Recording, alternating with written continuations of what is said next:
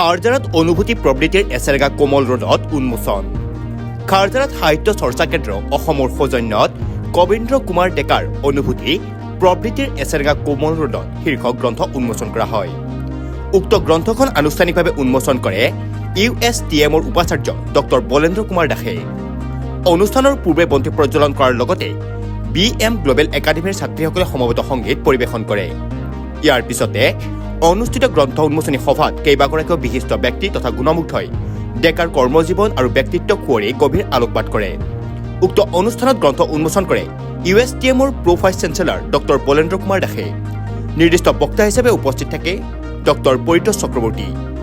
প্ৰাক্তন সাংসদ তথা সাহিত্য চৰ্চাৰ কেন্দ্ৰ অসমৰ সভাপতি কুমাৰ দীপক দাসে সভাপতিত্ব কৰা বনগাঁও উচ্চতৰ মাধ্যমিক বিদ্যালয়ৰ অৱসৰপ্ৰাপ্ত অধ্যক্ষ নাওকান ডেকা, মুনিন ডেকা, লক্ষীন্দৰ সিনহা, ডক্টৰ অৱনী ভাগৱতী, বীৰেন ডেকাকে ধৰি কেইবাগৰাকীও বিশিষ্ট ব্যক্তি উপস্থিত থাকে। অনুভৱ সংশ্লেষণ নামৰ যোৱা বছৰ প্ৰকাশ হৈছিলে প্ৰবন্ধ বিতান এখন। এই প্ৰবন্ধটো মৌলিক ধৰণৰ চিন্তা। এইখনৰ সমাদৰ দেখি মোক বাৰে বাৰে অনুৰোধ কৰিছিল যে আপোনাৰ যিখিনি জমা হৈ আছে বহু বছৰৰ সাঁচি থোৱা সম্পদ এইখিনি আৰু এখন ছপাপুথি কৰক। এই ক্ষেত্ৰত সাহিত্য চৰ্চা কেন্দ্ৰ অসমে আগভাগ লৈ তেখেতসকলে এই ছপাপুথিখনৰ ব্যৱস্থা কৰিছিলে।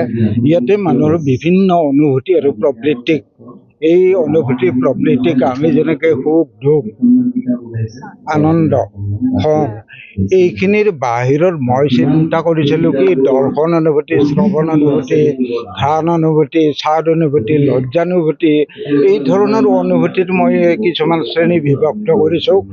আৰু প্ৰবৃত্তিৰ ক্ষেত্ৰত আসুৰী প্ৰবৃত্তিটো কি, দানৱীয় প্ৰবৃত্তি কি, পৈশাচিক প্ৰবৃত্তি কি, পাশৱিক প্ৰবৃত্তি, তাৰ পাছলৈ মই ক্ৰমে উত্তৰিত কৰি পেলাই মানৱীয় অনুভূতি আৰু মানৱীয় আচৰণ, মানৱীয় প্ৰবৃত্তি লৈ এই গ্ৰন্থখনৰ বিষয়বস্তু আৰু বৰ্ণনাসমূহ লৈ গৈছোঁ।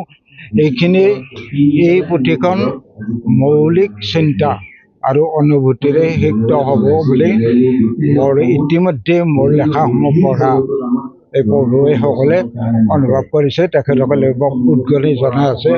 আপোনালোকে এই ক্ষেত্ৰত এটি চমু সাক্ষাৎকাৰ লোৱাৰ কাৰণে আপোনালোকৰ ধন্যবাদ জনাইছোঁ, শলাগ জনাইছোঁ।